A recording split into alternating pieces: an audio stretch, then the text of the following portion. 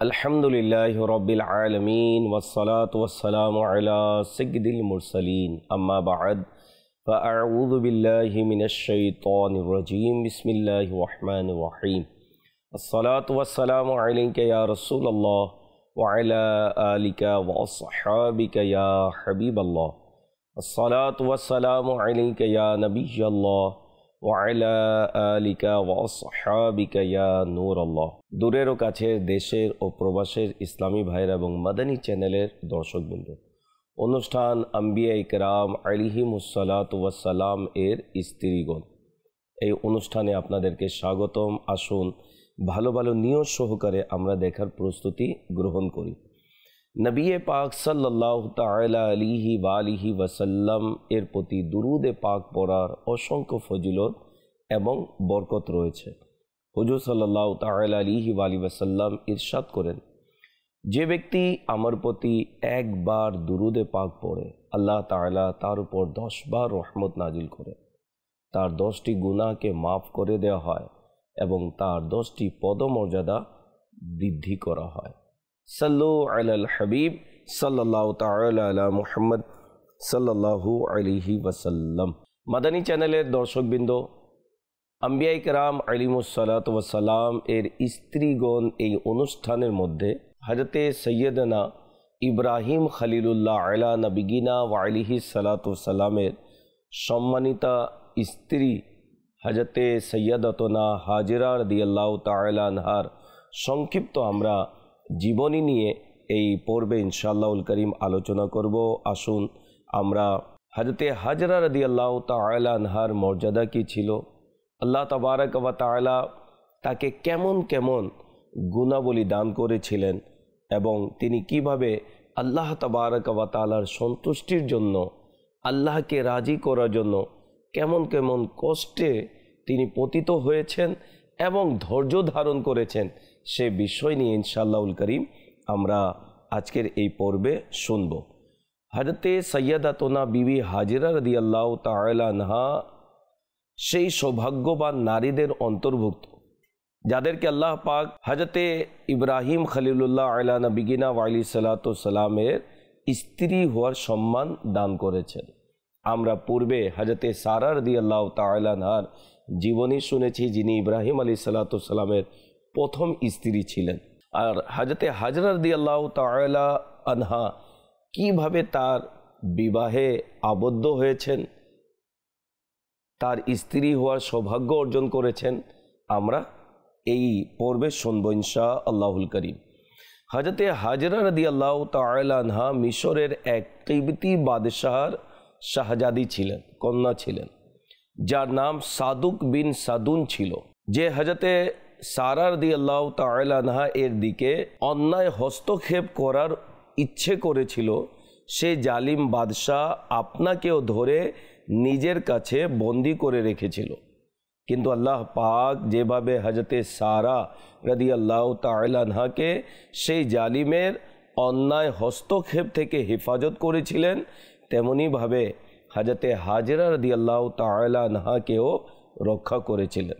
হাকিমুল উম্মত হযরতে মুফতি আহমদ ইয়ার খান নাঈমি রাহমাতুল্লাহ তাআলা বলেন, হযরতে সারা রাদিয়াল্লাহু তাআলা আনহা এর ঘটনা যা কিছু কাল আগে ঘটেছিল, আপনার সাথেও সেই ঘটনাই ঘটেছিল।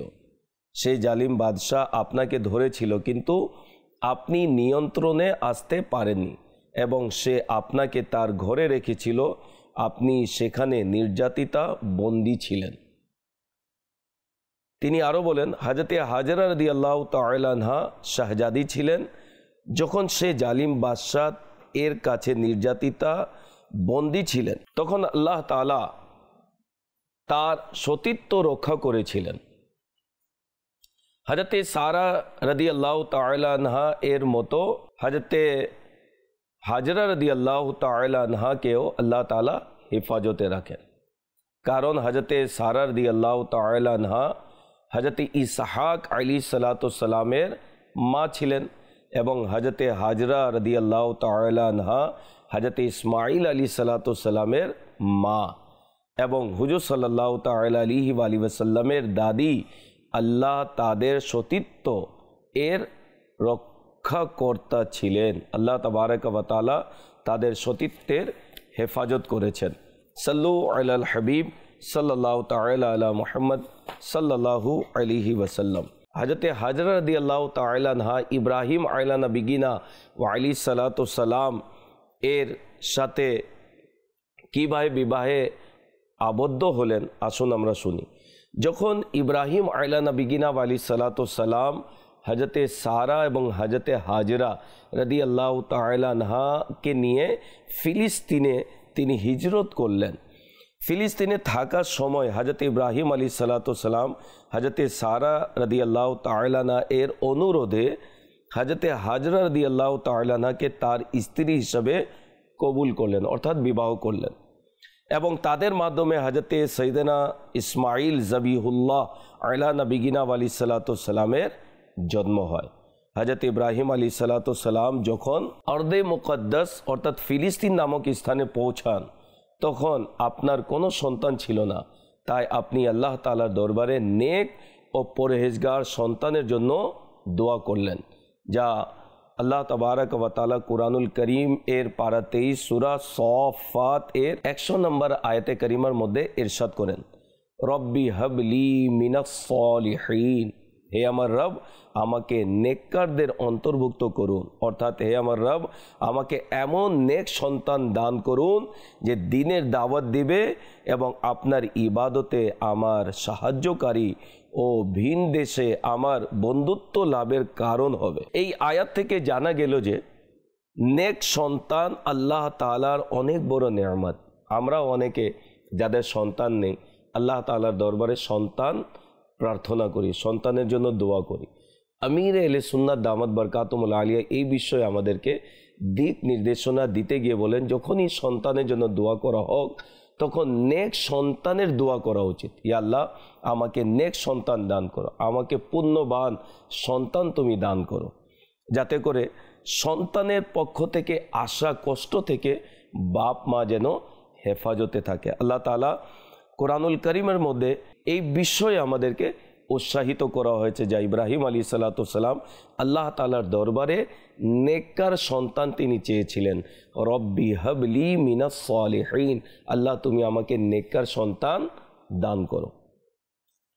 আল্লাহ তাআলা পূর্ণ ঈমানদারদের একটি গুণ বর্ণনা করেছেন যে তারা নেক, সৎ এবং মুত্তাকি স্ত্রীদের ও সন্তানের জন্য দোয়া করে, যাতে তাদের নেক আমল দেখে আল্লাহ তাআলার নৈকট্য লাভ হয় এবং তার প্রিয় হাবিব সাল্লাল্লাহু আলাইহি সাল্লামের আনুগত্য করে তাদের চোখ ঠান্ডা ও মন খুশি হয়। যাদের বিবাহ হয়নি, বিবাহ যারা করতে চান তারাও যেন আল্লাহ তাআলার দরবারে পুণ্যবতী স্ত্রী যেন তারা পায় এবং যারা বিবাহিত তারা যেন পুণ্যবান নেককার সন্তান যেন তারা পায়, এই বিষয়টি আল্লাহ তাআলার দরবারে দোয়া করা উচিত। যেমন আল্লাহ তাবারক ওয়া তাআলা আরেকটি দোয়া কোরআনুল করিমের মধ্যে তিনি ইরশাদ করেছেন। পারা 19 সূরা ফুরকান আয়াত নম্বর 74 মধ্যে আল্লাহ তাবারক ওয়া তাআলা ইরশাদ করেন, ওয়াল্লাযীনা ইয়াকুলুনা রব্বানা হাব লানা মিন আজওয়াজিনা ওয়া যুররিয়াতিনা কুররাতা আ'য়ুনিন ওয়াজআলনা লিল মুত্তাকিনা ইমামা। অনুবাদ, এবং যারা আরজ করে, হে আমাদের রব আমাদের স্ত্রীদের এবং আমাদের সন্তানদের থেকে আমাদের চোখের শীতলতা দান করুন এবং আমাদেরকে পরহেজগারদের ইমাম বানান। আল্লাহ তাবারক ওয়া তাআলা কুরআনুল কারীমের মধ্যে আমাদেরকে এই বিষয়ের প্রতি উৎসাহিত করেছেন। যখনই আমরা আল্লাহ তাআলার দরবারে দোয়া করি তাহলে এভাবে দোয়া করতে হবে, ইয়া আল্লাহ তুমি আমাকে পুণ্যবতী স্ত্রী দান করো, নেককার সন্তান দান করো। ইনশাআল্লাহুল করিম এই বিষয়টি যদি বারংবার আল্লাহ তাআলার দরবারে উপস্থাপন করা হয়, ইনশাআল্লাহ স্ত্রীর মাধ্যমে, সন্তানের মাধ্যমে আমাদের হৃদয়, আমাদের চোখে শীতলতা অনুভব হবে। যখন হযরতে হাজরা রাদিয়াল্লাহু তাআলা আনহা এর মাধ্যমে হযরত ইসমাঈল আলাইহিস সালাতু সালামের জন্ম হয়, কারণ সেই সময় হযরতে সারা রাদিয়াল্লাহু তাআলা আনহা এর কোনো সন্তান ছিল না, তাই হযরতে সারা রাদিয়াল্লাহু তাআলা আনহা ইব্রাহিম আলাইহিস সালাতু সালামকে বললেন যে হযরতে হাজরা রাদিয়াল্লাহু তাআলা আনহা এবং তার পুত্রকে আমার থেকে আলাদা করে দিন। হিকমতে ইলাহিও এটাই চেয়েছিল। সুতরাং হযরত ইব্রাহিম আলাইহিসসালামকে ওহী করা হলো যে আপনি হযরত হাজরা রাদিয়াল্লাহু তাআলা আনহা এবং হযরত ইসমাঈল আলাইহিসসালামকে সেই জমিনে নিয়ে যান যেখানে এখন মক্কাতুল মুকাররমায় রয়েছে। হযরত ইব্রাহিম আলাইহিসসালাম তাদের উভয়কে তার বুরাকে সোয়ার করিয়ে শাম দেশ থেকে হেরেমের জমিনে নিয়ে এলেন। সেখানে সে সময় কোনো বস্তি ছিল না, কোনো আবাদি ছিল না, কোনো ঝর্ণাও ছিল না, কোনো পানির ব্যবস্থাও ছিল না। কাবাতুল্লাহ শরীফ এর যে জায়গা ছিল উঁচু একটি টিলা ছিল, বন্যা আসলে ডান বাম দিক দিয়ে চলে যেত। হযরত ইব্রাহিম আলাইহিসসালাম সেই টিলার কাছে তাদের নামিয়ে দিলেন এবং একটি থলে, সেই থলের মধ্যে কিছু খেজুর ছিল এবং মশকের মধ্যে পানি দিয়ে তিনি তাদেরকে রেখে ফিরে যাচ্ছিলেন। তাদের দিকে তাকালেন না। হযরত ইসমাঈল আলাইহিসসালাম এর আম্মা হযরত হাজরা রাদিয়াল্লাহু তাআলা আনহা আরজ করলেন, আপনি কোথায় যাচ্ছেন এবং আমাদেরকে এই উপত্যকাতে একাকী ছেড়ে কোথায় যাচ্ছেন? কিন্তু হযরত ইব্রাহিম আলাইহিসসালাম তাদের এই কথার কোনো জবাব দিলেন না এবং সেদিকে মনোযোগও দিলেন না। হযরত হাজরা রাদিয়াল্লাহু তাআলা আনহা কয়েকবার আরজ করলেন এবং জবাব না পেয়ে বললেন, আল্লাহ পাক কি আপনাকে এই কাজের হুকুম দিয়েছেন? হযরত ইব্রাহিম আলাইহিসসালাম শোনার মাত্র বললেন, হ্যাঁ। এই কথা শুনে হযরত হাজরা রাদিয়াল্লাহু তাআলা আনহা তিনি আশ্বস্ত বোধ করলেন আর আরজ করলেন, যদি এই কাজের আদেশ আল্লাহ তাআলা করেছেন তাহলে আমার আল্লাহ আমাদেরকে ধ্বংস করবেন না। সুবহানাল্লাহ। তারপর হযরত ইব্রাহিম আলাইহিসসালাম ফিরে যাওয়ার জন্য একটি পাহাড়ের কাছে পৌঁছলেন যেখানে তারা তাকে দেখতে পাচ্ছিলেন না। তখন বাইতুল্লাহর দিকে মুখ করে দাঁড়ালেন এবং দু হাত তুলে ইব্রাহিম আলা নবিগিনা আলাইহিসসালাতু ওয়াসসালাম এভাবে দোয়া করলেন, যা সূরা ইব্রাহিমের 37 নম্বর আয়াতে কারিমার মধ্যে আল্লাহ তাআলা ইরশাদ করেন, হে আমাদের রব, আমি আমার কিছু বংশধরকে আপনার সম্মানিত ঘরের কাছে এমন এক উপত্যকায় বসালাম যেখানে কোনো চাষাবাদ হয় না। হে আমাদের রব, যাতে তারা নামাজ কায়েম করে।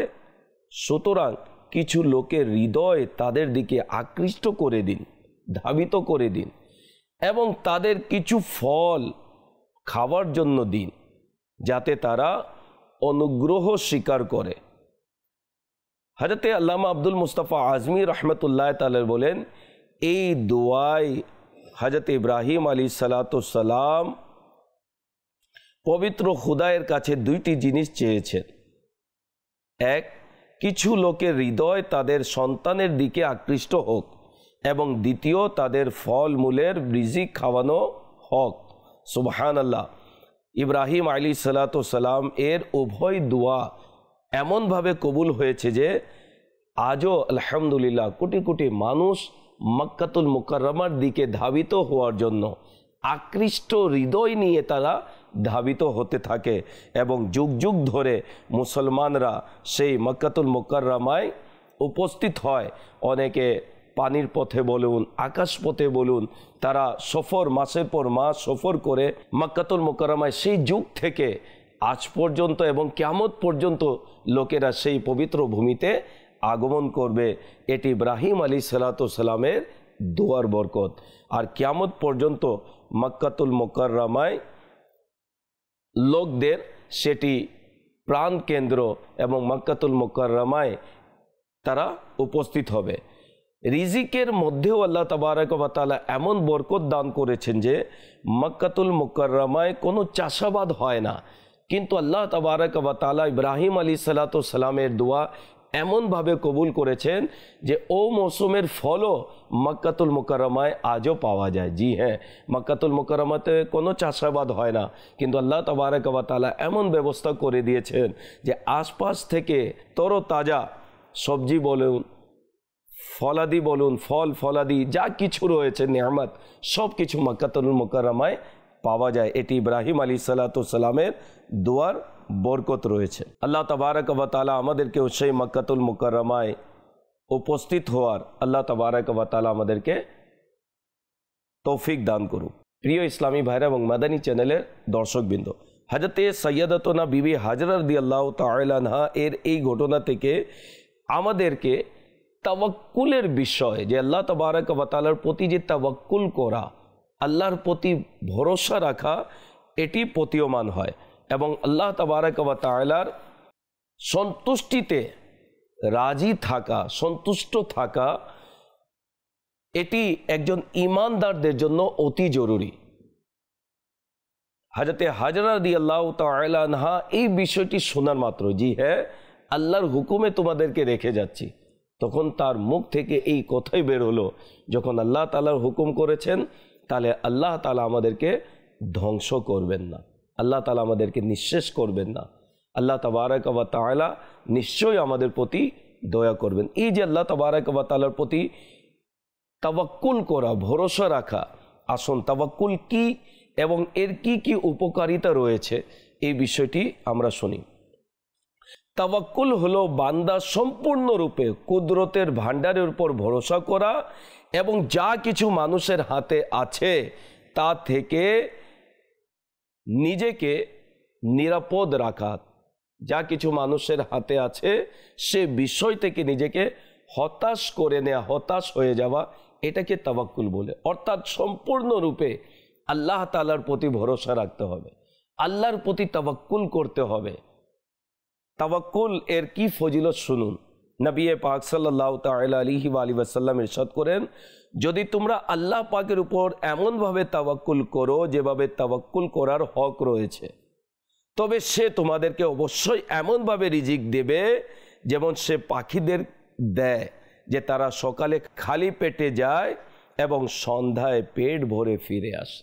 জি হ্যাঁ, আল্লাহ তাবারক ওয়া তাআলা সব কিছু মালিক, তার প্রতি আমাদেরকে তাওয়াক্কুল করতে হবে। হুজুর নূর সাল্লাল্লাহু তাআলা আলাইহি ওয়া আলিহি ওয়াসাল্লাম ইরশাদ করেন যে আল্লাহ পাকের উপর ভরসা করে প্রত্যেক কঠিন কাজে আল্লাহ পাক তার জন্য যথেষ্ট এবং তাকে এমন স্থান থেকে রিজিক দেবেন যা তার কল্পনারও বাইরে থাকবে।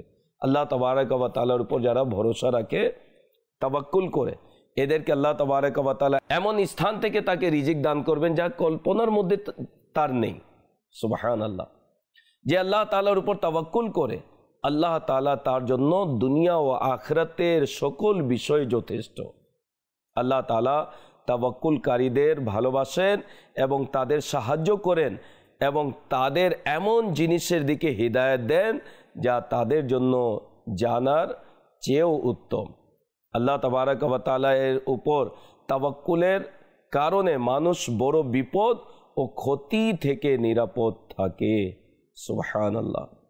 তো আমাদের উচিত যেন আমরা আল্লাহ তাবারক ওয়া তাআলার প্রতি ভরসা রাখি, আল্লাহ তাবারক ওয়া তাআলার প্রতি আমরা তাওয়াক্কুল করি। আচ্ছা, তাওয়াক্কুলের বিষয় এমন নয় যে মাধ্যম, যে ওসিলা সেটি ছেড়ে দিব, না।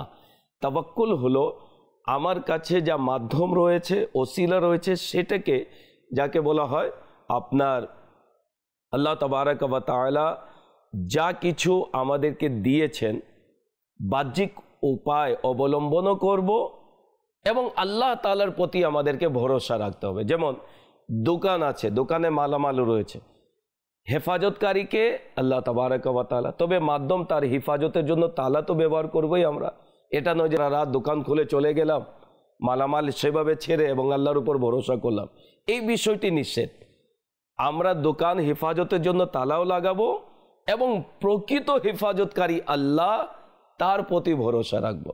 যেমন নবী পাক সাল্লাল্লাহু তাআলা আলাইহি ওয়া আলিহি ওয়াসাল্লাম একবার হযরতে সাইয়েদনা আমর বিন উমাইয়া জামারি রাদিয়াল্লাহু তাআলা আনহু, যিনি মদিনায় উপস্থিত ছিলেন, তিনি নবী পাক সাল্লাল্লাহু আলাইহি ওয়াসাল্লামের দরবারে আরজ করলেন, আমি কি আমার বাহন খোলা ছেড়ে দেব? ইরশাদ করলেন, একে বাঁধো এবং তাওয়াক্কুল করো। তো আল্লাহ তাবারক ওয়া তাআলা এই ক্ষমতা রাখেন যে বিনা বাঁধনে বাহনকে হেফাজত করতে পারেন, কিন্তু নবী পাক সাল্লাল্লাহু আলাইহি ওয়াসাল্লাম এই উপায়, এই মাধ্যমকে অবলম্বন করার, আমল করার নির্দেশ দিলেন। এরপর আল্লাহ তাবারক ওয়া তাআলার প্রতি ভরসা করার জন্য তিনি বললেন। তো হযরতে হাজরা রাদিয়াল্লাহু তাআলা আনহা তিনি আল্লাহ তাবারক ওয়া তাআলার প্রতি তাওয়াক্কুল করলেন। হযরত ইব্রাহিম আলাইহিস সালামের চলে যাওয়ার পর হযরতে হাজরা রাদিয়াল্লাহু তাআলা আনহা তার পুত্র হযরত ইসমাঈল আলাইহিস সালামের সাথে সেখানে থাকতে লাগলেন। যখন তাদের কাছে অবশিষ্ট পানি শেষ হয়ে গেল এবং হযরত ইসমাঈল আলাইহিস সালাম তৃষ্ণায় তীব্রতায় পতিত হলেন এবং তার গলা মোবারক তৃষ্ণায় শুকিয়ে গেল, তখন হযরতে হাজরা রাদিয়াল্লাহু তাআলা আনহা নিকটতীয় একটি পাহাড় যাকে সাফা বলা হয় এর দিকে উঠলেন এবং তার উপরে দাঁড়িয়ে বিভিন্ন দিকে তিনি তাকালেন, দেখতে লাগলেন হয়তো কোনো মানুষ দেখতে পাওয়া যায় কিনা, কিন্তু কোনো মানুষ তিনি দেখতে পাননি। তখন তিনি অন্য একটি পাহাড়ে উপবিষ্ট হলেন, যে পাহাড়ের নাম হচ্ছে মারওয়া পাহাড়। সেদিকেও তিনি উঠলেন এবং চারিদিকে দৃষ্টিপাত করলেন যে কোনো মানুষ দেখা যায় কিনা। সেখানেও কোনো মানুষ দেখা যায়নি। এমনকি পানি তালাশের জন্য তিনি বারংবার এভাবে 7 বার তিনি ওই সাফা থেকে মারওয়া এবং মারওয়া থেকে সাফা পর্যন্ত তিনি দৌড়ালেন, কিন্তু কোনো পানির সন্ধান তিনি পাননি। শেষ পর্যন্ত ইসমাঈল আলা নবিগিনা আলাইহিস সালাতু সালাম এর কদম মোবারক জমিনে ঘর্ষণের বরকতে সেখান থেকে পানির ঝর্ণা বের হতে শুরু করলো। বলা হয় সেখানেই জিবরাইল আমিন আলাইহিস সালাতু সালাম নিজের ডানাও মাটিতে মেরেছিলেন, বিদায় ইসমাঈল আলাইহিস সালাতু সালাম এর পায়ের গোড়ালি এবং জিবরাইল আমিন আলাইহিস সালাতু সালাম এর পাখার আঘাতের বরকতে সেখান থেকে পানি ঝর্ণা বের হলো। এরপরে হযরতে হাজরা রাদিয়াল্লাহু তাআলা আনহা সেই পানি যেখান থেকে ঝর্ণা বের হচ্ছিল চারিদিকে পানির তিনি একটি বাঁধ বেঁধে দিলেন এবং সেখান থেকে নিজের আদরের সন্তান ইসমাঈল আলাইহিস সালাতু সালামকে পানি তিনি পান করালেন এবং হযরতে হাজরা রাদিয়াল্লাহু তাআলা আনহার জবান মুবারক থেকে বের হলো জমজম, অর্থাৎ থেমে যাও থেমে যাও। সে পানি সেখানেই থেমে গেল। হযরতে আব্বাস রাদিয়াল্লাহু তাআলা আনহুমা থেকে বর্ণিত নবী করিম সাল্লাল্লাহু আলাইহি ওয়াসাল্লাম ইরশাদ করেন, আল্লাহ পাক হযরত ইসমাঈল আলাইহিস সালাতু সালাম এর মা এর উপর দয়া করুন, যদি তিনি তাকে এভাবে ছেড়ে দিতেন, অর্থাৎ জমজমের কূপকে এভাবে ছেড়ে দিতেন, তাহলে সে ঝর্ণা প্রবাহিত হতেই থাকতো। সুবহানাল্লাহ। আজও মাশাআল্লাহ হযরতে হাজরা রাদিয়াল্লাহু তাআলা আনহার বরকতে হাজিরা শত শত বছর পার হয়ে গিয়েছে, হাজার হাজার বছর পার হয়ে গিয়েছে, সে জমজমের পানি আমরা পান করে থাকি এবং এই জমজম এর পানির বরকত আজকেও আমরা উপলব্ধি করতে পাই। এবং ইসমাঈল আলা নবিগিনা আলাইহিস সালাতু সালাম এর পানির ব্যবস্থার জন্য হযরতে হাজরা রাদিয়াল্লাহু তাআলা আনহা সাফা থেকে মারওয়া, মারওয়া থেকে সাফা পর্যন্ত এই যে 7 বার দৌড়ালেন, আল্লাহ তাবারক ওয়া তাআলা তার এই আসা যাওয়াকে এতই পছন্দ করলেন যে কোরআনুল করিমের মধ্যে আল্লাহ তাআলা নিদর্শন সমূহের অন্তর্ভুক্ত করে নেওয়া হয়েছে। জি হ্যাঁ, পারা 2 সূরা বাকারা আয়াত নম্বর 158-তে আল্লাহ তাআলা ইরশাদ করেন, ইন্নাস সাফা ওয়াল মারওয়াতা মিন শাআইরিল্লাহ, নিঃসন্দেহে সাফা ও মারওয়া আল্লাহর নিদর্শন সমূহের অন্তর্ভুক্ত। হাকিমুল উম্মত মুফতি আহমদ ইয়ারখান নাঈমি রাহমাতুল্লাহ তাআলা বলেন, এই পাহাড়গুলোকে এই কারণে শাআইরুল্লাহ আল্লাহর নিদর্শন বলা হয় যে এক, আল্লাহ তাবারক ওয়া তাআলার বান্দি হযরতে হাজরা রাদিয়াল্লাহু তাআলা আনহা সেই পাহাড়ের মাঝে তিনি দৌড়িয়েছেন। আল্লাহ তাবারক ওয়া তাআলা তার প্রিয় বান্দি হযরতে হাজরা রাদিয়াল্লাহু তাআলা আনহার কদম সেই জায়গায় লেগে যাওয়ার বরকতে সেটিকে নিজের নিদর্শনের অন্তর্ভুক্ত করেছেন। দ্বিতীয়, এগুলি আল্লাহর এবং আল্লাহর ওলিদের নিদর্শন যে এখানে হাজির হয়ে দুনিয়ার মুসলমানদের পরিচয় অর্থাৎ সাফা ও মারওয়া প্রতিষ্ঠিত হয়েছে, কায়েম হয়েছে। এবং আল্লাহ তাবারক ওয়া তাআলা সেই 2টি পাহাড়কে নিজের নিদর্শন বলেছেন। এর দ্বারা বোঝা যায় যে যে স্থান আল্লাহ তাবারক ওয়া তাআলার প্রিয় বান্দাদের সাথে সম্পর্ক হয়ে যায়, সেই স্থান আল্লাহ তাবারক ওয়া তাআলার নিদর্শন সমূহের মধ্যে একটি নিদর্শন হয়ে যায়। হযরতে হাজরা রাদিয়াল্লাহু তাআলা আনহা উভয় পাহাড়ের মাঝখানে তিনি দাঁড়িয়েছেন, সেটিকে কোরআনুল করিমের মধ্যে আল্লাহ তাবারক ওয়া তাআলা নিদর্শন সমূহের একটি নিদর্শন বলা হয়েছে।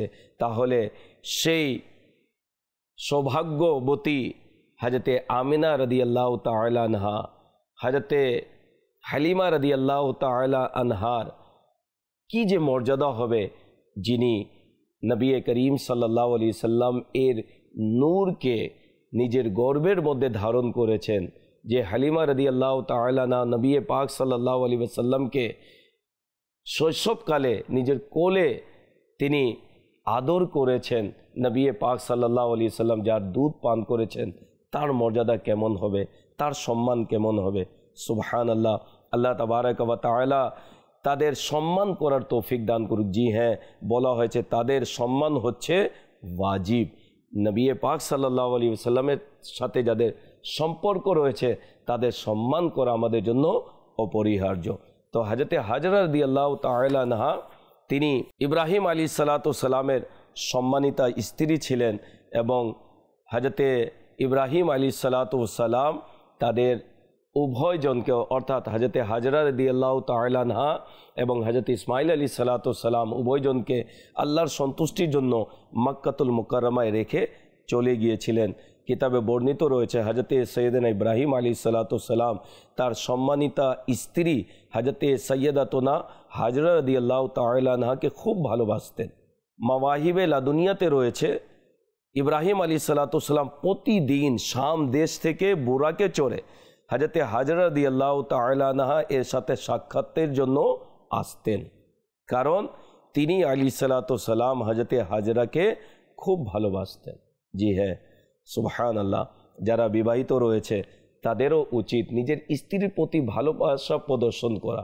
এর ফজিলত কিতাবের মধ্যে লেখা রয়েছে। আজকে দেখা যায় স্বামী স্ত্রীর মধ্যে মনোমালিন্য, ঝগড়া বিবাদ, বিভিন্নভাবে ফিতনা ফাসাদের মধ্যে স্বামী স্ত্রী তারা পতিত হয় এবং শেষ পর্যন্ত দেখা যায় যে সংসার পর্যন্ত ভেঙে যায়।